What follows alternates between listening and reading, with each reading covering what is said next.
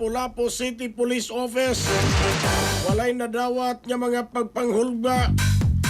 pagpanghulga subay sa nagsingabot nga ASEAN Summit.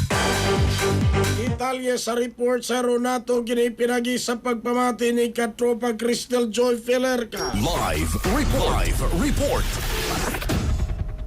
Sunod semana na ipahigayon ang ASEAN Summit sa Dakbayan sa Lapu-Lapu nga pagatambungan sa mga head of states sa ASEAN countries. Subay niini, gibutyag di City Director Police Colonel Agosto Dasqueo sa Lapu-Lapu City Police Office nga wa ra hinuon sila'y nadawat nga mga pagpanghulga ka posibleng makaapekto sa pagpahigayon sa maong kalihukan.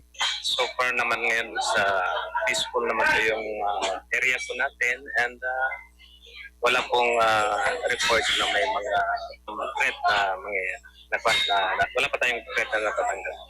Karong Biyernes, Mayo 1, naka-full alert status ng kapulisan ug buot pasabot niini nga wa nay tugutang makalive. Samtang sa Mayo 2, maabot na ang idugang nga mga kapulisan nga magbantay sa seguridad sa ASEAN Summit. Sa maong mga adlaw, sigon pa ni Dasqueo nga posibleng adunay ipatuman nga road closure sa pipila ka mga dalan sa Barangay Mactan, Maribago ug Punta Inganyo apan sa oras lang nga mobiyahe ang mga head of states paingon sa venue ug sa ilang billeting areas aron sa pagsiguro sa ilang kaluwasan.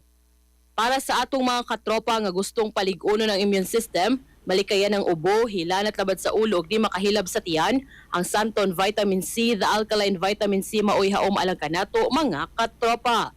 Alang sa nagkayusang Pilipino para sa Pilipinas, kininyong katropa Crystal Joy Felerca, XFM News. XFM report.